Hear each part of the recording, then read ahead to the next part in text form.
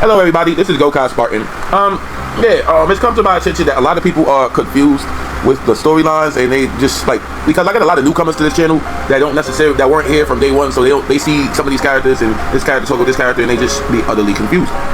So what I'm going to do in this video, I'm going to do my best to tell this story from front to back and explain it. This is a discussion video about the story. It's just me explaining what the story is, how it started. But yes, this story is a massive crossover story. It's a massive crossover story that includes a lot of elements. It includes Game of Thrones, it includes Power Rangers, it includes Kingdom Hearts, it includes Naruto, and it includes 3 goddesses that are well endowed and very powerful. And yes, this is just one of those stories. And yes, I do have Shattered Redux, which is more Power Rangers centered without all the multiverse craziness, but there will be some multiverse craziness because I am a multiverse freak, guys. I make multiverse content. That is what this channel is about. So long as character A is from this series and character B is from this series and they're communicating, I love that. I like that. My favorite episodes for Power Rangers were the crossover episodes. My favorite movies for Sentai were the crossover movies. All the times the Kamen Riders teamed up with the Sentai Warriors, it was always made for a beautiful spectacle. And this happens in everything. The Timmy Jimmy Power Hour, freaking Marvel's Avengers, just the Avengers assembling, there's many different teams and stuff like that, even though I would say that Marvel, Disney kind of ruined the multiverse in a way, but that's neither here nor there. The point is, I'm a multiverse freak, guys. So when I make this content, you're going to see a lot of things from a lot of elements, and you might not like some of it, and you might like some of it, but either way, this is my story and I'm here to tell it. So more or less, I'm just going to explain essentially what's going on, because every now and then I'll get somebody in the comment section wondering what's going on. They're just utterly confused, and I have to answer a buttload of questions that I wouldn't have to answer if you were here from day one. So essentially, the story starts 2 different ways in a sense. There is a battle going on between Tommy and Draken. For context, I'm fully going to lead into this in my Shattered Redux, because I do plan on doing another Draken storyline with the older variants of the Mighty Morphin Power Rangers, because everything happened in Shattered Grid, all of the Power Rangers were still young, but they get older and stuff, so I would wonder what would happen if Draken had to deal with that. So this storyline is branching off from that idea, whereas Draken, he's fighting Tommy, and they're both clashing. Tommy's going through all of his Ranger forms. He goes through his Green Ranger form, his White Ranger form, his Red Ranger forms, and even Dino Thunder Black form. Him and Draken clash, but they both enter into their final form. Draken enters his all black form from the comic books, and Tommy enters his White Dragon form. Now the reason I included the White Dragon is because I wanted to see the White Dragon and just get to come out, and it's just the way I look at it. If JDF had it his way, this would be Power Rangers Tommy the White Dragon. It's just, it didn't happen that way. But the point I'm trying to say is he entered that White Dragon form, and more or less they clashed in the air. Their clash opened a portal. This portal, they was presumed dead by the Power Rangers because they couldn't sense their life force or anything, and they was just essentially gone. The truth is, Draken was destroyed. His body was. His soul wasn't. His soul got tethered to Tommy's. But the thing is, the blast was so intense that it made Tommy also have amnesia. So Tommy doesn't know who he is, and he has a ghost haunting him, and Draken inside of him, basically. And Draken is fully cognitive. And the thing about Draken is he's even aware of the military, full military in a way, because there's people on planet Nirvana in the Nexus Nest. Even though they don't have much technology, there's probably a handful of people that do keep up with the current events throughout the galaxy. So Draken will be able to hear through that. So plus Rihanna's literally Rogexio's sister. So Draken will be able to hear through that, and he would hear about the Floss military and the Power Rangers. And I will go over Rihanna's head because she's an animal person. She doesn't really like technology and stuff like that. She deals with it somewhat, but her domain, she prefers it to be low tech. Rogexio and Dexter and Beatrice, they want to advance the entire world. They want to make it so things are just so perfect, and more or less they go to places like Westeros, and they basically alright, okay, so now we're getting to the Floss military part, but let me finish with the explosion. So the explosion happens, and all of the villains from the past, even villains that we've never seen before, the thing is, there's a lot of unused Sentai and Kamen Rider villains, a whole lot of them, a whole bunch of them really. And those could all be characters because the designs are wicked. I can make up powers for them. I can make up personalities for them, give them certain voices that I feel like fit them. And I'm a Power Ranger. I'm a villain fanatic. I love the villains. I love that. So for the most part, I figured this would be the perfect opportunity for me to make my Power Rangers universe, because all the villains are dead. But what if they weren't? What if they all just came back? And they don't all attack the Power Rangers right away, or some of them do. Some of them do. Archie is good. Archie is good. Emperor Malvo, essentially, the Zongek Empire, they get rid of the Megaforce Rangers, because in Power Rangers Megaforce, they were wiped out by the Megaforce Rangers. They remember that shit. They didn't take too kindly to that. So this time, Emperor Malvo called the Galactic Crash House. Now, the Galactic Crash House is a mercenary group, an organization of very powerful villains. They're essentially like Dragon Ball level villains. Like these, like each of them are like at least Frieza first form level, except for Ikagen, who's probably Ikagen's power just fluctuates, guys. But the point is, he calls them, and there is the menacing Ikagen and Minoka.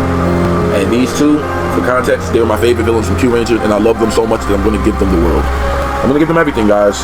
Not entirely, but what I mean as for characters, I'm going to develop the hell out these characters. I don't mean like they're going to take over the world, they're going to win. I don't mean that. I mean, I want to develop these characters. I want to give them more than what they had in Cosmic Fury and in Q Ranger. Like, I've given Ikagen a lot. He has friends, a bar to go to, a job, a girlfriend, a little brother.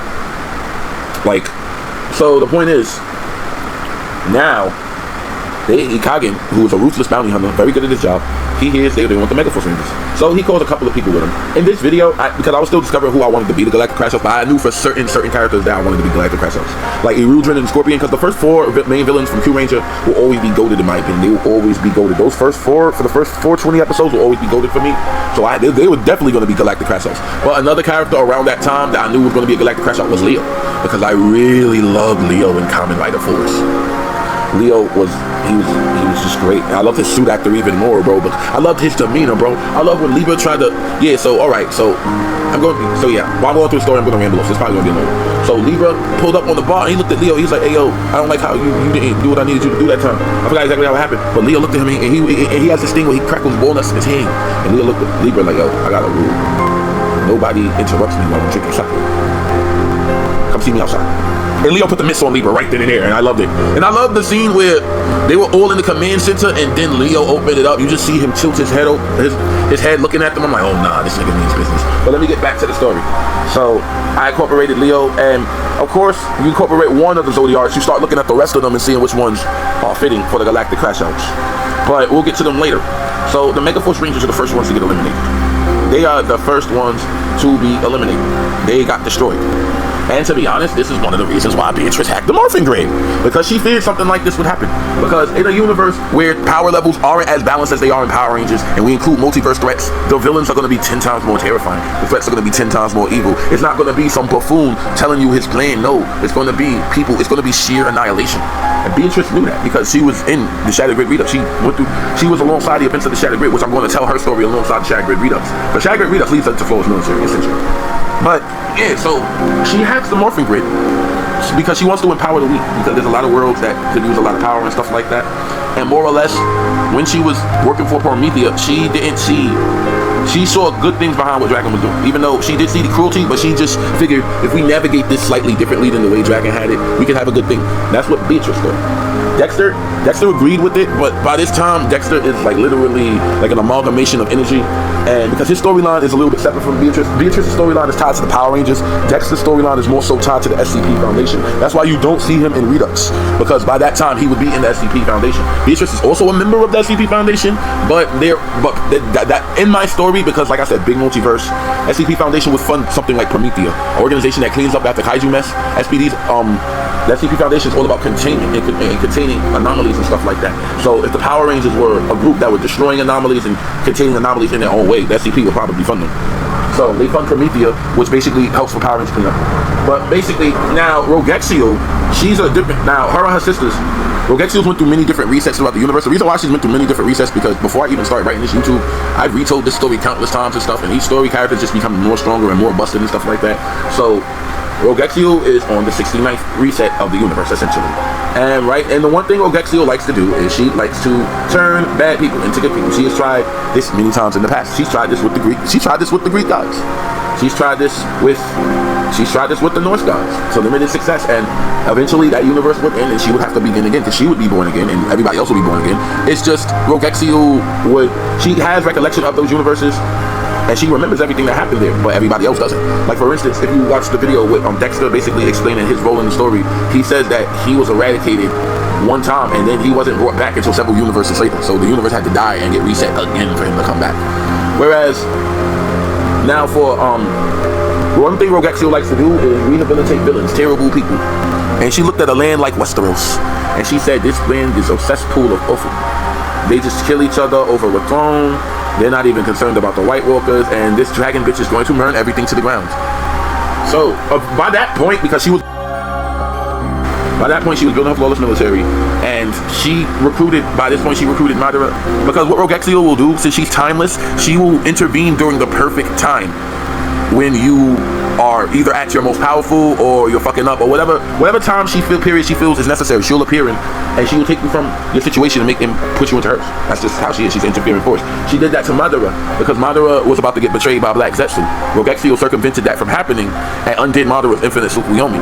So Naruto and Sasuke didn't have to go through the process of doing that. But since this is a multiversal universe and Rogexio kind of merges multiverses as she exists, her sheer existence alone kind of brings time together somewhat. So these characters will remember their canon, but they'll also remember the new canon that they're in as well. So for like Obito, he remembers that Madara was a snake ass nigga. That's why he sided with Mavis in the current timeline. And so she recruited Madara because she needed someone that's powerful, someone that's strong, but she wanted someone with good ideals but just a little bit misguided. Plus the goddess sisters kind of got a crush on powerful men, and it goes both ways because they're incredibly enticing. And at first you probably wouldn't want to be dealt with this woman that's just too powerful and just too much, but after a while you probably look at her and you know what, she got it. So essentially, like for Obito was simp, so he was gonna another one Mavis anyway.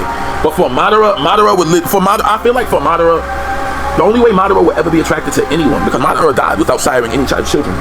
The only way Madara would ever be attracted to anybody is if they beat his ass.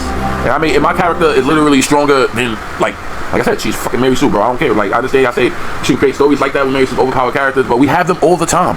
Dr. Manhattan, Zeno, all the gods, every single god in every single story is a fucking Mary Sue that's overpowered. Why can't I have mine? And why can't they be female? And why can't they be well endowed? The male gaze needs to be repaired, people. These kind of women exist. Period. They exist, and they deserve to be put on a pedestal, just like y'all want to give me all these buzz cut women all the time. Y'all done try to eradicate the male gaze so much that I have to double down now.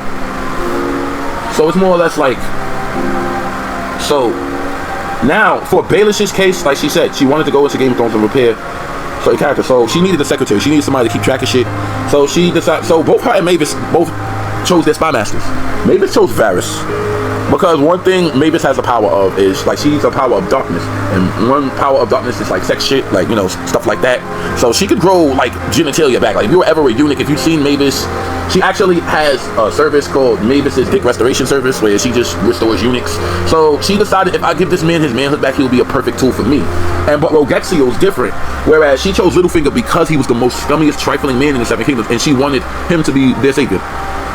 Because she's ironic like that. She could have picked Jon Snow, she could have picked Tyrion, she could have picked Dany. But no, fuck that. She's gonna go and beat the shit out of Dany because you decide to burn thousands of people to the ground.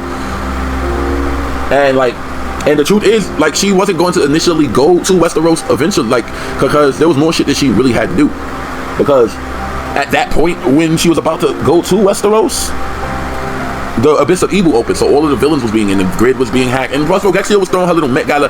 Guys, watch episode 1. It is a slice of life episode. I would say that some of the bits in it is non-canon because I'm changing a lot, because when I first made the episode, I didn't know what the fuck I was doing.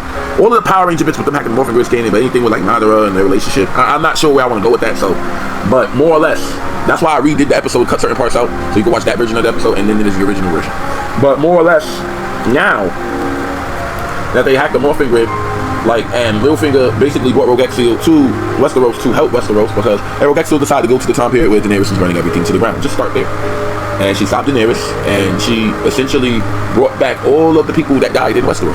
Everybody. All of the good people, all of the Starks, all of the Lannisters, all of the douchebags, all of the scumbags, all of the assholes, every last one of them that I know. She brought back all the jerk-offs that never take work off. Baby, she's got a plan. Run away as fast as you can. I don't know why I just started singing Kanye out of nowhere, but the point is, she brought back all of Westeros, and bringing back all the Westeros. Now she's kind of in charge of them because she's the god. And most of the people in Westeros are either dumb or they're just too religious, or because if somebody shows up, they can fly and just bring people back to life, and they beat up the most powerful person on the planet that you thought was the strongest person, you're gonna think they're God. Or you might compare them to something. You don't even think they're God, some weird alien or something. In the Seven Kingdoms, they have the faith of the Seven. So they look at Rogexio and the flawless military as members of the faith of the Seven. Like Rogexio is the mother, essentially. They don't necessarily look to all of the flawless military because not all of them are always in Westeros. Like they said, they have different domains and stuff like that. So now that she's done that to Westeros, Dexter and Beatrice, the scientists, they want to reinvent Westeros. So they started giving them modern technology. Westeros has cell phones. And slowly but surely, you're going to see them wearing different clothing. Because now that the arc where the Night King is concluded, I can transition Westeros into a different place now. More or less, I can, like, this is why Aegon and Aemon they wear with different clothes now because it's a different time period. This is a different world that they live in now. This is a different normal. So eventually I'm going to make various different outfits for all of the Game of Thrones characters, because if this world is new and it's no longer medieval and it's being advanced into something more new, then it needs to, and then the characters need to look the part. But for me, it was just easy. It's the long night, so well, they were morphed half the time, so I made them Power Rangers suits. I'm actually gonna make more civilian-y outfits for them. Like, I changed certain of them. Like, I gave Varys one, but I kind of changed it back because I just gave him a Brooklyn hoodie just because I thought it was hilarious. But yeah, I switched Varys a little bit back to his original drip, but I'm gonna give him a different one. Littlefinger, the outfit he got is perfect. I don't need to change it. I might give him several different outfits and stuff because I like to change different outfits. That's why Power Rangers Shattered Great Redux, you're gonna always see in every episode the Mighty Morphin Power Rangers are gonna be wearing different clothing. Like in the first episode, because since that was the Draken timeline, the coinless universe, they essentially wore their clothes that they wore in Mighty Morphin. However, once they got to the universe where the Mighty Morphin Power Rangers is 93, which is that's their universe. It's weird because it's an altered version of the Mighty Morphin universe. It's the Mighty Morphin universe, but it's from my tellings of it. Because ever since Zordon gave Jason the Battleizer, ever since Zordon gave Jason that Battleizer, everything's changed in that universe. And the Morphin Masters was furious because the Morphin Masters are a bunch of assholes that do nothing but sit there and watch. Yeah, they create stuff, but they don't interfere. They're like a lot like the Watchers and stuff. And if you read the comic books, the Rangers say was trying to talk to them, and they were just stuck in their own delusion, stuck in their own world. So my depiction of the Morphin Masters is they're a bunch of unfeeling gods. Like, yeah, they care about the morphing grid and stuff like that, but they're incredibly strict. They wouldn't even let Zordon become a Morphin Master because he made a mistake. And my goddess is the opposite. She is a forgiving god. She forgives the worst people and tries to make them better. So, like, she would look at a situation like Zordon and she would be like, nah, you need to let Zordon get all the power. You need to let them get any information, any of the power that they need to handle whatever the hell's coming on his way. Because I'm gonna let y'all know, it's a different universe. Like, I'm here. I don't exist in the comic books. My big titty ass don't exist in the comic books. I exist here in the flawless military universe. And so long as this is my dominion, my voice echoes above all. Even you, Morphin Master. On this channel, Rogexio is mommy. She ranks above all, period. Maybe I might make more powerful gods in the future, but right now it's her and her sisters. And yeah, she usually lets other gods do their thing. She usually lets the other gods do their thing, but if she feels something's not right, she's just gonna interfere. She's like that. She's mommy. She's like that. She will interfere. She don't care because in her eyes, she's ignorant. She feels like the entire world is her universe, and she doesn't care. Nobody can tell her otherwise. I mean, you can, but will she necessarily listen? No. And after a while, like, she does so much shit changes around you that you like you just certain. And the thing is, it's kind of questionary. Like the Power Rangers, they're sus of this. They're sus of this bitch. They don't know nothing about this blonde Powerpuff Girl powered bitch. They don't know nothing about her. All they know is that her scientists with glasses hacked the morphing grid, and Billy, like, he doesn't like Beatrice. Like, Billy in the past and the future. In the Flawless Universe timeline, he doesn't like Beatrice because of what happened in the Shattered Grid timeline. And later on, he does have an encounter with Dexter, and it doesn't go in his favor. So he has bad energy with them. Beatrice, she honestly, like, she more or less cares about, like, just regular people and shit like that. Like, that's why she built all these things to make us be able to protect regular people more. That's why before the military existed, they had many methods of rebirth, and they could bring people back to life. They could bring people back to life. Now that they can bring people back to life and stuff like that, I guess I could go to the next episode because we went to them hacking in the morphing grid, and I like I said, I jump around because I have galaxy brain. But more or less, now Goldar attacked because remember, all of the villains got released, and most of them just chill at Onyx Bar, or they either chill at Onyx Bar or they chill at Ingula's Bar, the Ingula Bar. But for the most part, so Goldar was sent to attack Westeros. Why was he sent to attack Westeros? Because they hear about this flawless military, so they wanted to send a grunt down there to do it. What better idiot than Goldar? So they sent Goldar out there. Because the reason why the villains were attacking the first time around, because they were scouting. They were trying to scout out what the Flawless military had, who their members were, what powers their systems they was using and stuff like that. That's why Goldar, Motor, Divatox, Ikagen, and those characters attack, and like, you know, Garuzzi's, Ru Kaiser, because there's a lot of people attacking during the first arc of Flawless military. So in that Westeros one, the Flawless military comes and helps the people of Westeros and empowers them with the morphing grid. That's when most of them get the power. Sansa already had it because Sansa and Littlefinger are kind of like friends. No, Littlefinger, they don't have a relationship. Littlefinger, my version of Littlefinger is not the version of Littlefinger from Game of Thrones, guys. He is a redeemed character. Yes, he still sells pussy. Yes, he's still a pimp, but he is a galaxy pimp now. He sells intergalactic pussy, and like, his treachery is condensed a little bit because he kind of got a lot of what he wanted. So he's more or less concerned about maintaining what he wants. And he's forever indebted to the Starks, even though they murked him. But like, him and Rogexio had a long conversation. And one day I will make that a video where Littlefinger and Rogexio will be having their conversation and stuff like that. But him and Rogexio had a long conversation. And Littlefinger eventually He just decided, you know what, I'm gonna just not be a piece of shit because I literally got my throat slit. The only reason my throat is not slit is because this Dominican woman decided to heal me. For the record, all of the goddesses, in my opinion, because I based them off of different nationalities, even though they're all sisters, but their characteristics are a little bit different. Rogexio is based on, she's supposed to be Dominican, Mavis is supposed to be black, and Rihanna's supposed to be Puerto Rican. Straight up. So that's what's going on with them. So if it wasn't for this Dominican goddess, I would be in the 7 hells getting lectured by everybody that I murked. But now everybody that I murked gets to have a good life, and now it's all because of me, because she only brought me back to life, and I told her to bring the rest of them niggas back. Because Rogexio, like, she doesn't like using, like, she does grand reversal to bring back people, but she doesn't do it all the time. She'd rather do it to undo like a magical spell. But when it comes to bringing back a large amount of people, because you gotta understand, all of these things take energy. She's gonna be powerful at the end of the day, but who's to say that this shit doesn't drain her somewhat? Like, it's a big ask to bring back an entire galaxy of people. So now that, you know, Westeros has been dealt with, and Littlefinger apologized to Catelyn, and Catelyn said, don't touch my fucking daughter. And Littlefinger like, bet, I'm not gonna touch your daughter. But what he would do is, like, he would give Sansa important. He'd make Sansa a little bit more important in the False military. That's why she's there. And Sansa doesn't mind it, because Sansa's always wanted to get out and go to a world of fantasy and knights and shit. And one that's more intergalactic it'd be different to her, but she'd be down for that shit. So, like, yeah, plus she gets upgrades and perks before anybody else does. Like, her suit is a Star Force, and like this suit actually her suit is a Star Force like hybrid between Star Force and Jungle Fury. It was like a suit on Etsy, honestly. I saw. I'm gonna put the link in the description, so like, yeah, y'all can go and see that person, and y'all can purchase the suit if you want the suit, because it's a really nice suit, and I'd probably like to see more people seeing it. I would love to walk outside and see somebody in one day I would just love to go outside and see somebody cosplay Flawless military variant of my characters. That would make me that would bring a tear to my eye, honestly. But now they have other teams. Now they're creating other teams of Rangers. So they created the Star Force Rangers. Now, the real reason I created Star Force Rangers is because I needed to repair Inkworth's character. Because as you all know, if you're familiar with my work, and you're familiar with my channel, y'all all know that I haven't liked Inkworth up until recently, when I started to incorporate him and made his character Ikagen's little brother. I've grown a little bit different from my feelings for Inkworth. I still don't like him. I still think he's a bastardization. They could have did so much more with Ikagen's character. But the way I look at it now is everything's different, bro. Just because somebody was a murdering psychopath in the Japanese version doesn't mean they're gonna be that way in the English version. But it's just that I just wish y'all would look at y'all character, which I have more, because y'all be having gold and y'all be turning it into crap. Y'all did it with Ikage, y'all did it with Troy, y'all did it with Scorpion too. Like, I turned him into R-Truth, y'all turned him into a breakdancer. I'm like, I swear that's like a wound that'll never heal for me, man. Probably Fury's like a scar that's just never gonna heal correctly. Like, it healed a little bit. Like, it healed with the Rangers part, because everything with the Rangers was fine, but it just didn't heal correctly. I could still see the scar. But yeah, so since I could still see the scar, I wanted to repair Ikage and Madoko's character and make a more closer depiction of them that they were in the Q Ranger series. That's what I initially wanted to do. Now, I'm new to this YouTube stuff, so when I first made the episode, I was just going to redub everything that happened in Q Ranger. But like, I had to change the episode, and I'm glad that I did, because once I did, it taught me everything I know. Every video teaches me something new. The first video I made taught me about making big scenes with a lot of characters and the wars and armies and stuff like that. The second video with the Winterfell video with Goldar taught me how to make a war scene. It taught me how to have different characters in different locations doing different things.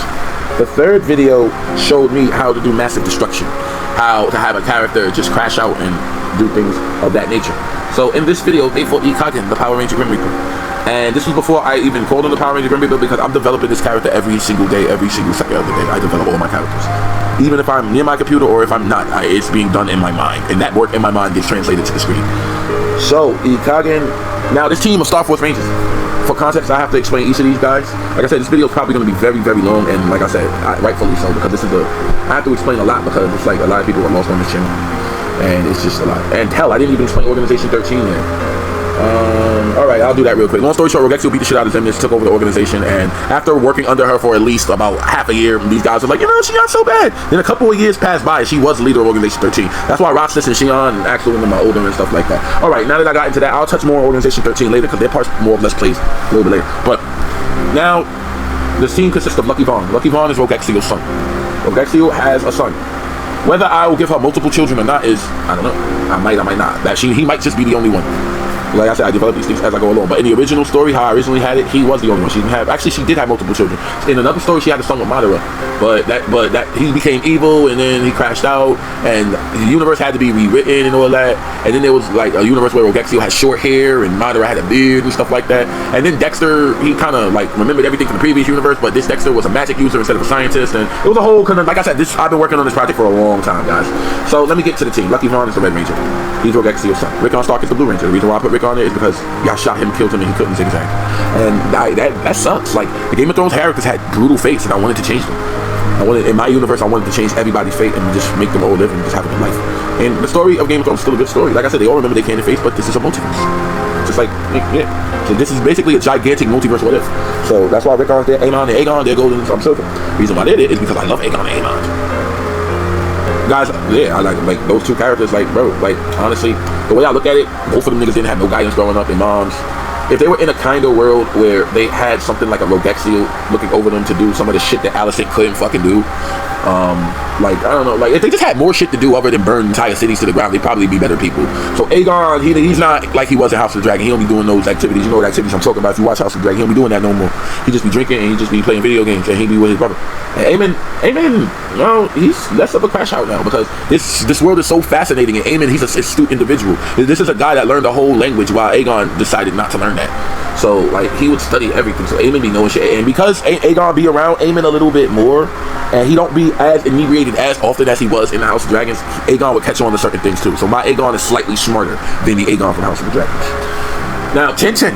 The reason why Tintin is there because the Swing got more screen time than Tintin, man. They did my girl Tintinny dirty, bro. Like, oh my goodness. So I had to put her here.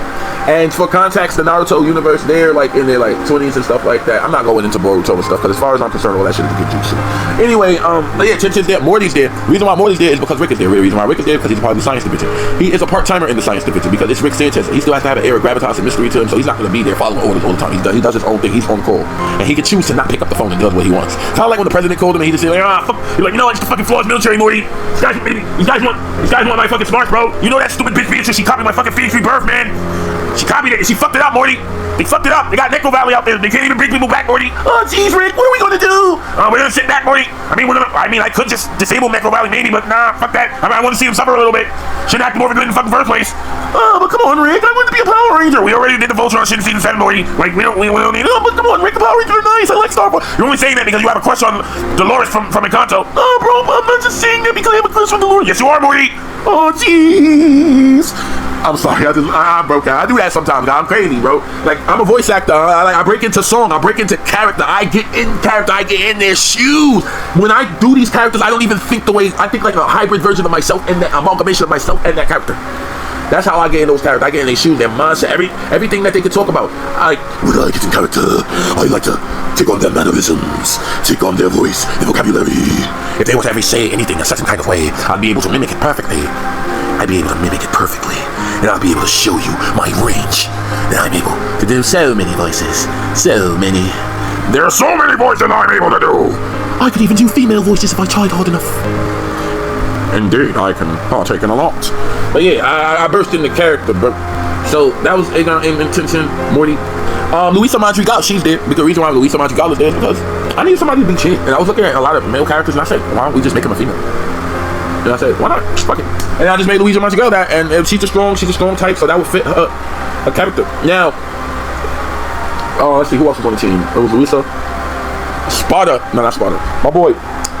I could not talk. I'm a legend. Thanos. Look at the pretty flower. That's my boy Thanos, bro. He is the Yellow Ranger. Reason why is because when I created this, Squid Game Season 2 was out. And Thanos put a smile on my face. Now I'm stuck with him, and I don't care. I might change his hair because he's purple. I might change it to blonde because it would fit more with yellow. And Naragi is the Orange Ranger. The reason why Naragi is the Orange Ranger is because I like Naragi. Like, I like terrible, horrible characters, and like Rogexio just wants to rehabilitate them and make them a bad person. So this version of Naragi, he's still somewhat of a crash out and shit. He's still ignorant to a certain degree, but he's trying his best to be a better person. Because after the events of Alice in Borderlands, which Rogexio did not circumvent, those events just happened naturally, and he just so happened to hear about Spellweaver Academy and join. And when he joined, they had medicine and stuff like that, so he was able to heal his burning injuries and look kind of the way he used to look. But someone like Rihanna, who can smell people, because she's an animal bitch, so she can essentially smell people.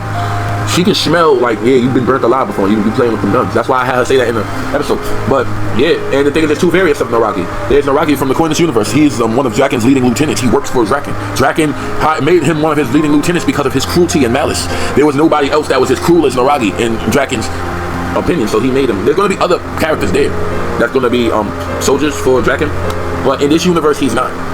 He's a part of the team. And Namine, me and my friends have this running joke that Namine's art looks like a 5-year-old drew it. So we decided to have the Kingdom Hearts characters just rig on her a little bit, like Riku. And that's why she gravitates more towards Eamon, because Eamon thinks her art is fantastic. The reason why Eamon thinks her art is fantastic is because Eamon doesn't have a frame of reference. Eamon doesn't necessarily Eamon's from a different world where like yeah, there was great art in that world. But the truth is, Eamon's lying. Eamon really think that shit trash too, but you know, he's not gonna say that because he was raised right. I mean, Riku was raised right, but you know, I mean, these are different variants of these characters, bro. This is my version of Riku. Look, guys, for context, I liked Riku when he was in Kingdom Hearts 1, when he was being a douchebag to Sora. I missed that, man. Like, he's too polished now. He's too much of a good person. He's too much of a good. In Kingdom Hearts 3, he was fucking boring. He didn't do anything either. I mean, he took the attack for Sora when the Heartless Wave. That was dope, but they just got brought back to life anyway. But anyway, so that's what's going on with Namine, and then there's Itachi Uchiha. He is the Purple Ranger. He's basically the commander. Like, he reports to Beatrice, and Beatrice reports to Rogexio, and that's basically the chain of command for the Star Force teams.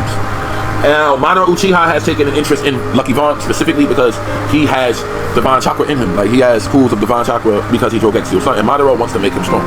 Another reason why Madara is probably doing this is because Madara knows that things are finite. If Madara realized if things could end for him multiple different ways, then and there is a 0.1% chance that something could happen to Rogexio, and they might need a surrogate in the future.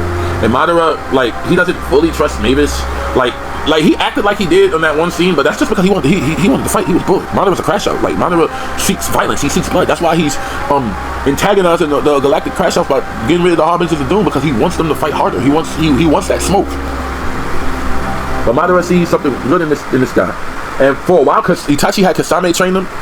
Eventually, Itachi's gonna get back to like training him and stuff. Now, young Xehanort, he's supposed to be the 12th member of the team, but I might make it a different one because I only made young Xehanort the Ho-Oh soldier in the roll call video. But when I did the episode 6 of Power Rangers Altered, he turned into a blue Ho-Oh soldier. And the reason I did that because blue was the color of his Keyblade, so it just fits more. And the blue Phoenixes wouldn't go hard. But now that I did that, I may have to do a red Ho-Oh soldier. Fuck it, I might just make Terranort the red Ho-Oh soldier or somebody. I don't know. I initially wanted to do Daemon Targaryen, but I figured I'd give Daemon in the House of Dragon niggas their own forms, except for Alicent, who she would be more or less under Astronomer anyway, so she's still Psycho Green, guys. Now, speaking of Psycho Green, I do plan on doing a whole episode for Grace Sterling and that team of Rangers that got smoked on that planet in 1990. I'm definitely going to get to that at some point, because Grace Sterling is one of my favorite characters. But now we get to, alright, so they defeated Ikagen. Well, they defeated Ikagen because, first Ikagen destroyed everything. He destroyed the Megazords. He basically destroyed all of them, and he destroyed the entire city. And the only person left standing that was ready to fight Ikagen was Itachi. Because theoretically, I couldn't do Itachi like the rest of them. The rest of them, Lucky Vaughn, you're LC, you can get bodied. Rickon, you can get bodied. Tintin, you're Shinobi, but you're Tintin, you can get bodied. Nominate, you can get bodied. Eamon and Agar, y'all have dragons, but outside of that, y'all can get bodied. Luisa, you're in a mech right now. You're not outside of the mech, able to deck shit, so you can get bodied. They all got bodied in that one scene, bro. And some of them, like, they didn't all die, but they all lost. And the only person still ready to fight was Itachi, because Itachi has Susanoo and Amaterasu. Theoretically, if Itachi and Ikagen were to fight, Itachi could have handled Ikagen right then and there. I'm just going to let y'all know that he could have. All he needed to do was Amaterasu and just keep the flames burning. It would have drained Itachi. It would have drained him, though. It would have, because Amaterasu takes a lot out of Itachi. That's why Rogexio showed up. So she could circumvent this entire situation. Itachi doesn't have to waste that much chakra. Instead of that, just morph back into your Purple Ranger form and beam the nigga to death. That's what they did. That's how they got rid of him, because she still drained him, because she could just do that. Because my gosh, like I said, all powerful and shit. So, but now the Galactic Crash House and Arms are doing their tight. They see this shit. They see their mans get murked. And Ikagen's a very prominent individual. He already killed the Megaforce Ranger. So they're like, yo, did they just kill Ikagen? And Madoko? Well, Madoko did get smoked too, but she kind of got brought back off screen because they're Cthulhuans. They could just regenerate. Well, in the Q Ranger, only Madoko could do it and Ikagen couldn't, but fuck that. Ikagen could do it too in my story. So, yeah. So, basically, they can regenerate, but Jillionaire could technically do it too, but she did it in Cotton Fury. And her daughter could it. I don't think her daughter did it. Her daughter, I don't remember if I did it or not. I gotta rewatch Cotton Fury. But if she didn't do it, that's why someone like Inkworth wouldn't be able to do it. That's why Ikagen said that you didn't grow the recessive genes to regenerate. So, the second episode is the Kanto crossover. Is the Kanto crossover more or less? Divatox attacks because she's looking for the gifts. She wants to like drain them of their gifts and like make like superpowers more like kind of like she want to turn their gifts into an app essentially. And they weren't going to have that, and it's Encanto. And the one thing I wanted to do was show what the Encanto characters were capable of doing if they were able to fight, because we don't get to see them fighting, and I understand why we don't get to see them fighting. But this is my universe here, it's the multiverse, so I wanted to see them I want to see characters in their full ferocity. I want to see women have temper tantrums and everything in their way just gets obliterated, destroyed. They become nature itself, and you gotta sit there and feel nature's wrath. I like that, and I don't get that a lot.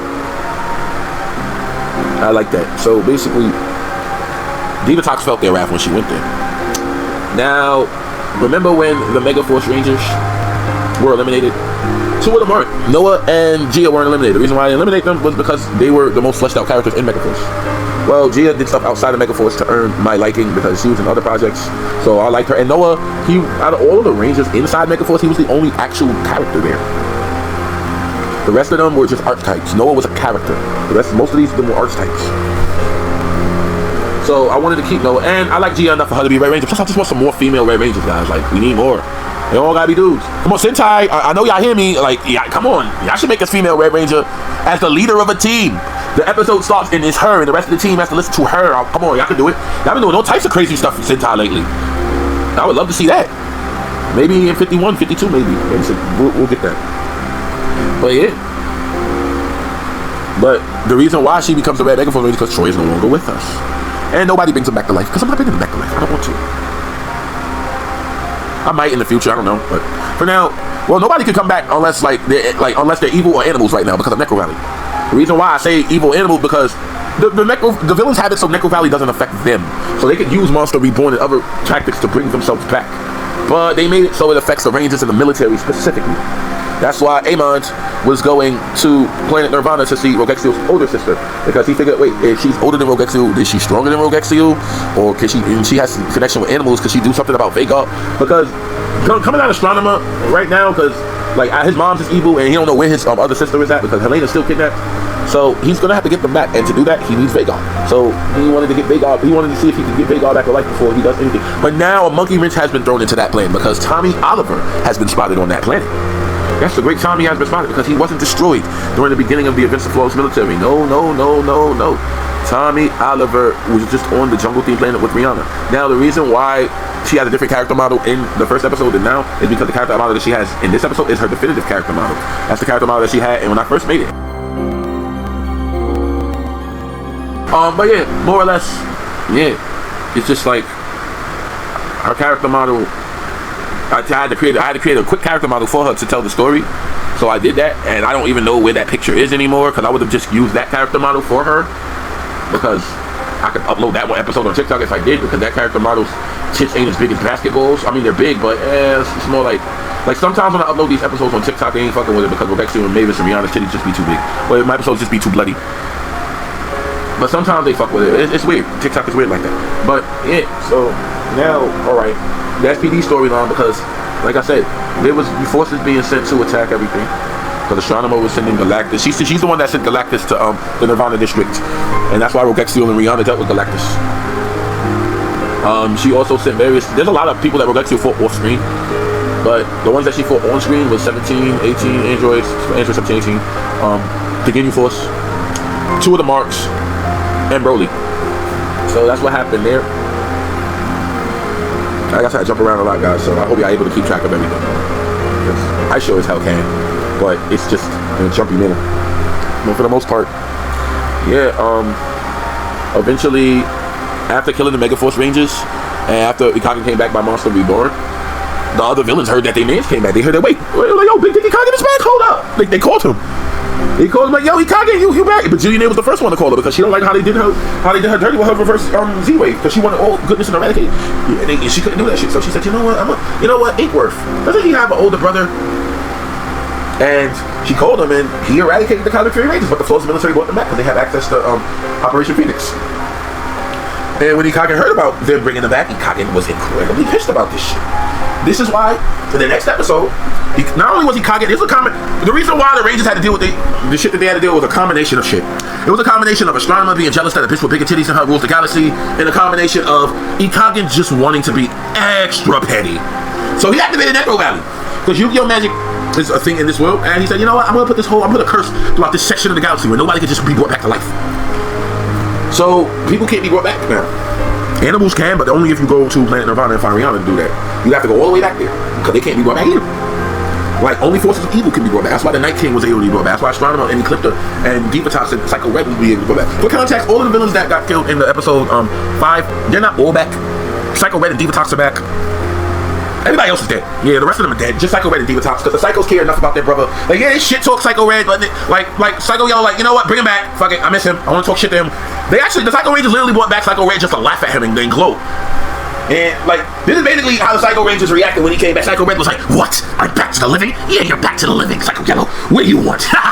You stupid fool. What, Psycho Blue, why are you laughing at me? Let's go and kill the Power Rangers. Those Space Rangers must be still out there. They all just start laughing in unison. Psycho's like, what's so funny? Space Rangers? What do you mean? You mean Andros? Your Ranger is still out there. Our target's already dead. And Psycho Red's just like, fuck. I'm gonna have to kill the Red Ranger. I love the way he says Ranger. He says Ranger the way he sees Ranger. Like, he just puts that extra F for the Ranger part. I study speech patterns, my guys. I study the way these characters say their words and stuff like that. So, yeah. So, now, he did that. They destroyed various Power Ranger teams. Mostly the teams I didn't like. I had to do it with the Space because I said, if I'm going to murk a bunch of teams I don't like, I'm going to have to murk a team that I do like. So, the Space Rangers had to take that out. I love Space, but we're equal rights, equal fights, guys. So...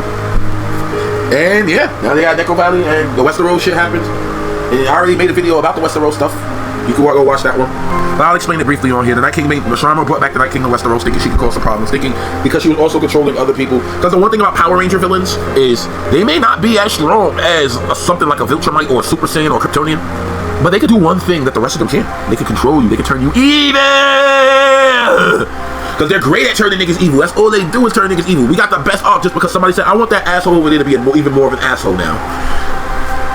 So, that power, the Power Rangers have dominion. Not to mention, you have Eldritch Golden Lord. The Eldritch Golden Lord basically has a stack of Yu-Gi-Oh cards. He can just use shit like Creature Swap, Brain Control, and Mind Control to freaking control them if he wanted to. There's many ways they could do that. Like, bro, the villains, I made these villains OP as fuck. But I have to make them that way because the threats that they're fighting is OP. They're fighting Mommy and her military, and they're also fighting the mighty morphin Power Rangers and every Power Ranger from then on in the future, and any other Ranger that I can just think of. So yeah, the villains have to be threatened just because the level of threats that they're fighting are bigger. Much bigger. So it's more or less. Yeah, so Astronomer controlled these threats to get one of them vanquished. She had full faith in Broly. She had all the faith in the world in Broly, but nope, not in this story. Sorry, guys. I'm sorry. Guys, I've been wanting to see a big titty goddess beat niggas up my whole life, bro. Because y'all took that away from me. Every character in comic book, they be having the curvy, sexiest bodies I've ever seen in my life. And then y'all just want to be on some. And y'all ruined it because y'all wanted to make things less sexy. Like y'all have something against dicks being hard. I'm like, you know what? Fuck y'all. I'm gonna make my goddess with big titties and beat up everybody that needs to be beat up. But yeah, basically, yeah, Astronomer bit off more than she could chew. And she also bit off more than she could chew because Corone was after her. Because Corone was over here arguing with Madara and Dr. K. Because Madara was all like, yeah, I want the Harbingers of Doom to fucking to start wilding so I could get a good fight. I want to fight 1,000 niggas at once. I want 1,000 space lasers being thrown my way so I can block it with my Susanoo. And I can just throw 2 sickles every day. And Dr. K like, you retarded, angry child. Do you know that you're going to get entire planets and civilizations murked? These niggas have space lasers. And Madara's like, I'm Madara Uchiha. What does that mean? That means I'm great. No, that don't mean shit. These niggas are 1,000 years old with space lasers. They blow up planets for fun. Madara like, I don't fucking care. I can protect the planet. Dr. K's like, did you get dropped on the head when you were a fucking baby? And Madara like, hey, at least I'm not the one that released the virus that destroyed the entire planet. And Dr. K will probably say some shit like, yeah, because you are the virus that wants to destroy the planet. And then Astronomer would just have enough time like, oh, shut the fuck up before I vaporize you. I'm gonna deal with my sister myself. I'm gonna deal with my dark half myself, bro. She's gonna deal with her dark half herself, bro. The reason why I Corone crash out of her because she's still Astronomer at the end of the day. That's still in her. That's still in her to say I'm gonna vaporize you, even though she's a good person. Still in her. That's why I had a crash out on Astronomer, bro. Because at this point, there's so many stuff going on. Astronomer's just making Corone look bad. Or Corone wants the hands. Corone wants the mitts. She wants nothing but smoke with Astronomer. And Astronomer bit off more than she could chew because you didn't anger one bitch. You angered 2 bitches. You got your good self mad at you, and you got a goddess mad at at you. So if you think you can escape and you're trying to blow up the planet because she couldn't beat Corone in a fist fight. Corone beat the crap out of her, and it's starting to like fire shadow lasers. And then Roketsu showed up, and now there's nothing you can do. Now you gotta run away because mommy's here, and you're on punishment. And you thought you could escape, nigga? She pulled up Super Saiyan looking like Kefla, bro, and she's just like, eternal outrage. Boom, obliterated you. And then we're gonna bring you back because you're my favorite character, so I'm not gonna kill you off like that. The fuck? I love Astronomer and Eclipta. My favorite space character. I love the space, bro. I love all the space characters. Chief, you didn't bring up the Rangers, though. I'm a Village fan. I like Eno. All right, that's enough. I'm gonna catch y'all later. Y'all have a wonderful day.